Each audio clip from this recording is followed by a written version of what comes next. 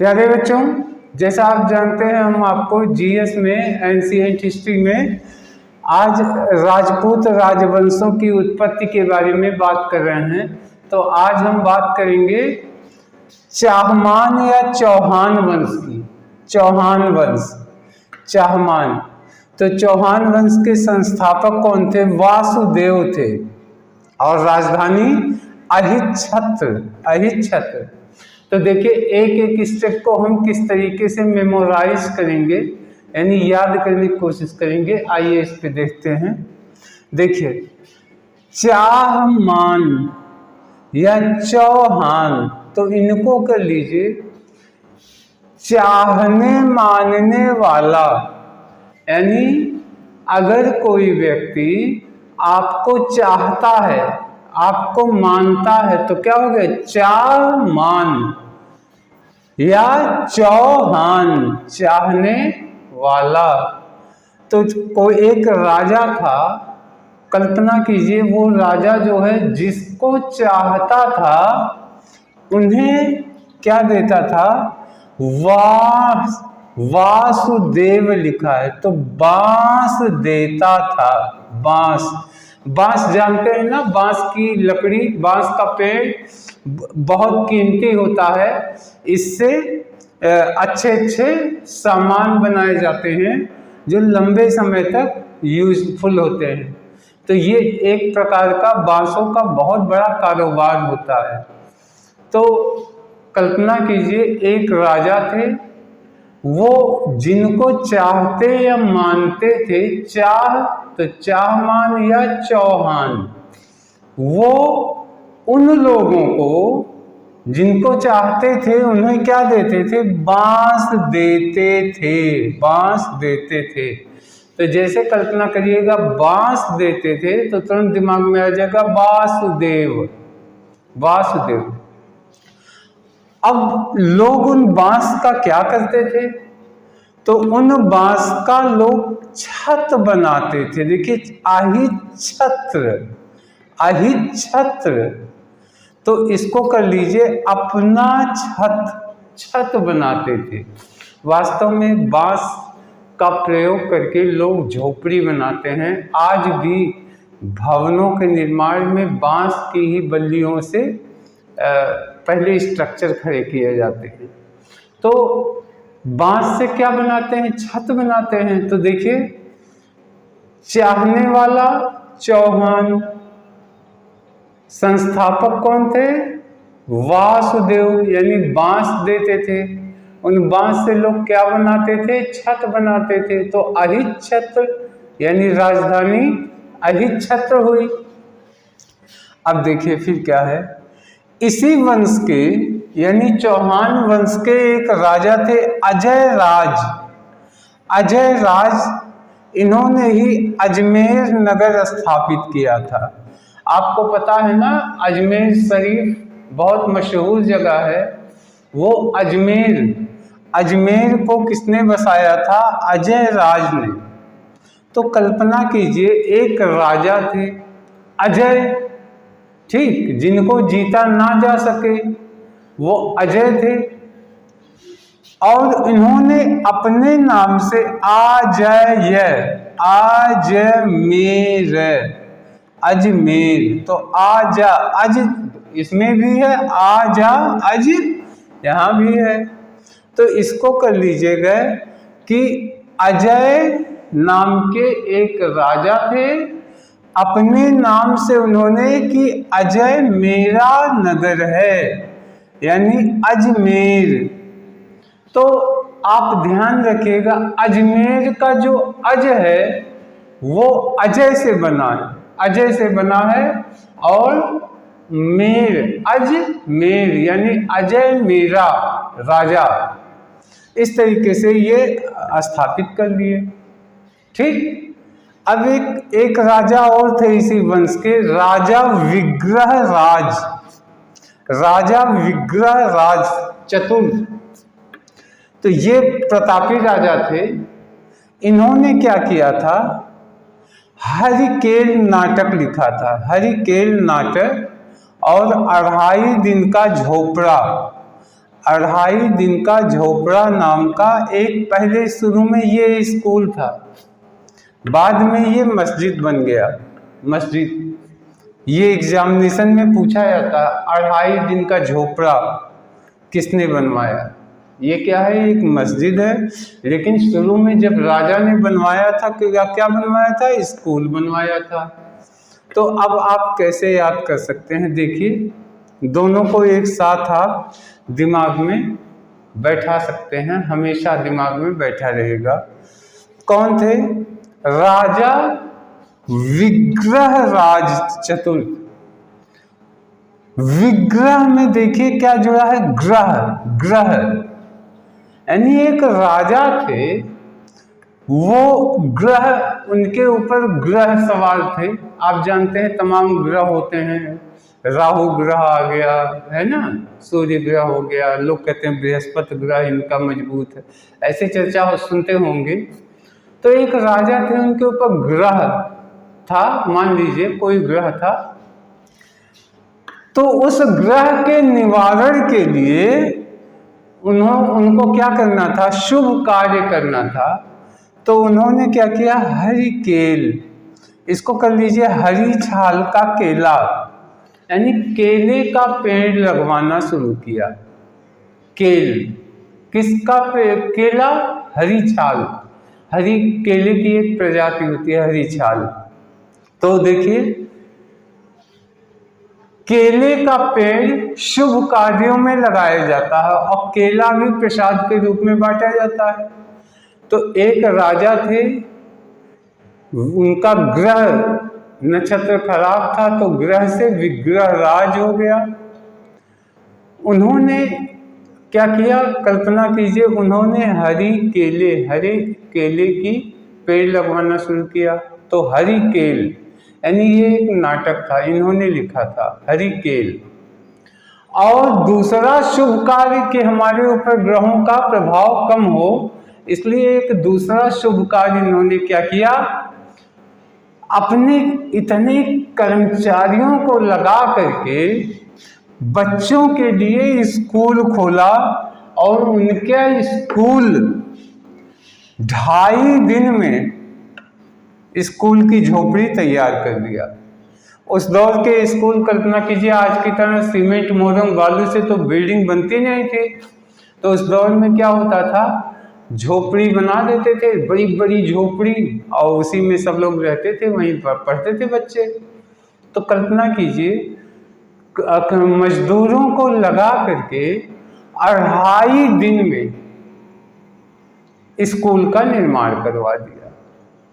बाद में मुगलों ने आक्रमण करके उसको मस्जिद बना दिया, मस्जिद बना दिया। ठीक, अब देखिए राजा कौन थे, ग्रह नक्षत्र खराब था तो विग्रह राज। उसके बाद उन्होंने क्या किया, हरे केले का पेड़ लगवाया, तो हरिकेल नाटक, और बच्चों के लिए स्कूल खुलवाया, जिनका स्कूल का जो झोपड़ा था उसको 2.5 दिन में तैयार करवाया, तो 2.5 दिन का झोपड़ा स्कूल तैयार करवाया। बाद में यह मस्जिद का रूप ले लिया। ठीक, आशा है कि दिमाग में बैठ गया होगा। अब देखिए अंतिम शासक कौन थे, अंतिम शासक थे पृथ्वीराज तृतीय। तो आप तो जानते हैं, ये बहुत नाम सुना होगा, पृथ्वीराज चौहान। वो चौहान थे, संयोगिता को भरे स्वयंवर से उठा ले गए थे कुछ सैनिकों के साथ हमला करके, इसलिए बहुत मशहूर है पृथ्वीराज। तो पृथ्वीराज चौहान ही चौहान थे, पृथ्वीराज चौहान, तो वही पृथ्वीराज ही अंतिम शासक थे। ठीक, अब देखिए पृथ्वीराज का एक कवि था, पृथ्वीराज नाम से ही देखिए नाम इनका कितना गजब का है, पृथ्वीराज यानी पृथ्वी पे राज करो, तो पृथ्वी के राज हो गए। तो इनकी मदद के लिए कौन आया, चंद्रवरदाई आए, चंद्रवरदाई, ये इनके कवि थे, राज कवि थे। तो अब कल्पना कीजिए, पृथ्वी का राज भोगने के लिए, पृथ्वी राज का साथ देने के लिए चांद चंद्रमा आके वरदान देंगे और साथ साथ उनके रहे। कौन रहा? चंद्र वरदाई। तो चंद्रमा ने वरदान दिया, चंद्र वरदाई। अब देखिए, चंद्र वरदाई ने एक रचना लिखी थी। भाई इनके कवि थे, पृथ्वीराज चौहान के राज कवि थे, तो बात किसके बारे में करेंगे? पृथ्वीराज चौहान की ही बात करेंगे। तो पृथ्वीराज रासो इनकी रचना, पृथ्वीराज रासो। ठीक, आशा है ये भी याद हो गया होगा। फिर आता है तराइन का प्रथम युद्ध कब हुआ? किसके बीच में हुआ? तो तराइन का प्रथम युद्ध हुआ था पृथ्वीराज चौहान तृतीय और मोहम्मद गोरी के बीच में 1191 में, 1191 में हुआ था। और तराइन का दूसरा युद्ध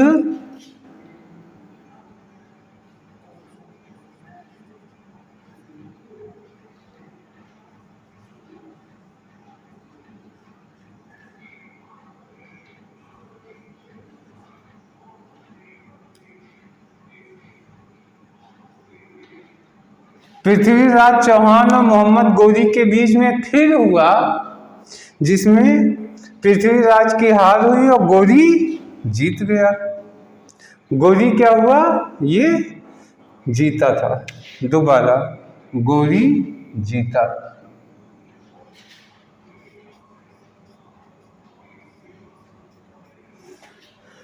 अब ये दिमाग में कैसे बैठ जाएगा? देखिए, तराइन का प्रथम युद्ध, तो कल्पना कीजिए कि पृथ्वीराज चौहान 11 सैनिकों के साथ, देखिए 11 सैनिकों के साथ एक नदी में तैराकी कर रहे थे। तराइन, कल्पना कीजिए वो नदी में तैर रहे थे और उनकी रक्षा के लिए 11 सैनिक उनके साथ थे। अचानक चुप्पे से मोहम्मद गोरी आया 91 सैनिकों के साथ, 91 सैनिकों के साथ उनके ऊपर हमला किया। लेकिन ये 11 सैनिक इतने ताकतवर थे कि उन्हें 91 सैनिकों को मार मार के भगा दिए। तो पृथ्वीराज चौहान तैराकी कर रहे थे, तो तैराइन, आप कल्पना कीजिए पृथ्वीराज चौहान तैर रहे थे, 11 रक्षक उनके आसपास खड़े थे। तो क्या हुआ? पृथ्वीराज चौहान के ऊपर 91 सैनिकों के साथ उसने हमला कर दिया। तो इनके 11 सैनिकों ने, अकेले 11 ने मिलके 91 सैनिकों को मार डाला। मोहम्मद गोरी भाग खड़ा हुआ। फिर दोबारा क्या हुआ? दूसरे साल वह फिर आया चुप्पे से, और फिर जो है पृथ्वीराज चौहान तैराकी कर रहे थे और उनके साथ संजोग से फिर वही 11 सैनिक थे। लेकिन अब की बार उसके सैनिकों की संख्या कितनी हो गई? 92। एक और बढ़ा के ज्यादा किया, 92 सैनिकों के साथ गोरी ने हमला किया। तो 11 खूब बहादुरी से लड़े, लेकिन उसकी संख्या 92 थी, इसलिए ये सैनिक हार गए और पृथ्वीराज चौहान हार गए, मोहम्मद गोरी जीत गया। अब प्यारे बच्चों, एक बार इसको, आशा है मेमोराइज हो गया होगा, लेकिन एक बार फिर से हम याद करवा रहे हैं। चाहमान या चौहान का मतलब क्या हुआ? चाहने वाले। कौन थे? संस्थापक वासुदेव। तो कर लीजिए, एक राजा थे जो अपने हर चाहने वाले को बांस दिया करते थे। बांस देने वाले तो हो गया वासुदेव। और बांस ले जाके लोग अपने घर की छत बनाते थे। तो राजधानी कहाँ हो गई? अहिच्छत्र।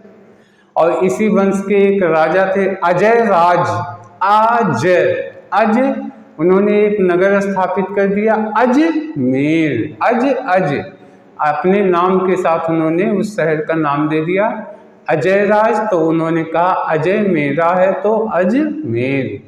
अजमेर की नगर की स्थापना उन्होंने कर दी थी। और उसके बाद जो है यहाँ पे ये एक और मशहूर प्रतापी राजा थे। वो राजा कौन थे?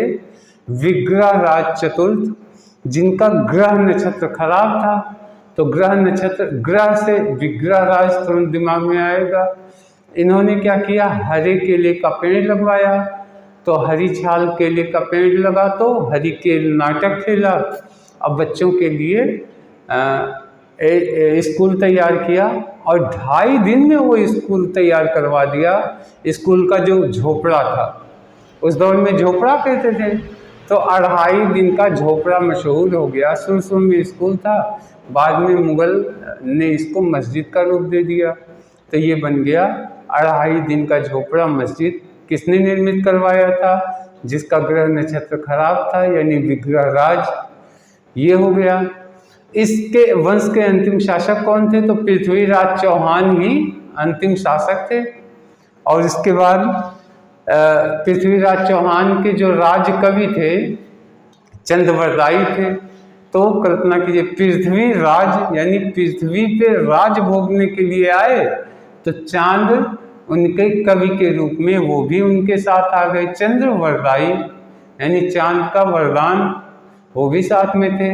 और वो कविता गा गा के इनको उत्तेजित करते थे और ये युद्ध करते थे। और उस चंद्रवरदायी कवि ने क्या किया? पृथ्वी राज रासो यानी पृथ्वी राज के बारे में उन्होंने कविताएं लिखी। अब फिर आ गया तराइन का प्रथम युद्ध किसके बीच में हुआ? तो पृथ्वीराज चौहान और मोहम्मद गोरी के बीच 1191 में प्रथम युद्ध हुआ। तो कल्पना कीजिए कि पृथ्वीराज चौहान तराइन है। तराइन का मतलब तैराकी, तैरने के लिए वो अपने 11 सैनिकों के साथ तैर रहे थे नदी में। अचानक 91 सैनिकों के साथ मोहम्मद गोरी आ गया, लेकिन वो 11 सैनिक मिल करके 91 सैनिकों को मार डाले। तो गोरी भाग गया। फिर द्वितीय युद्ध 1192 में हुआ। 1 साल के बाद दूसरा युद्ध हुआ। तो उसमें कल्पना कीजिए कि तराइन में हुआ, यानी फिर तैर रहे थे अपने 11 सैनिकों के साथ। अचानक वो 92, पिछली बार 91 लाया, आपकी 92 सैनिकों को लेके आया और हमला कर दिया। तो 92 सैनिकों का मुकाबला ये 11 सैनिक नहीं कर पाए, तो पृथ्वीराज चौहान हार गए और गोरी जीत गया। तो प्यारे बच्चों, आशा है कि ये आपको दिमाग में जरूर बैठ गया होगा। और एक रिवीजन और करने पे मुझे लगता है 100% गारंटी है कि आपको सबका सब याद हो गया होगा। तो इस वीडियो में इतना ही। अब नेक्स्ट वीडियो में हम और कुछ लेके आएंगे। तब तक के लिए धन्यवाद, नमस्कार।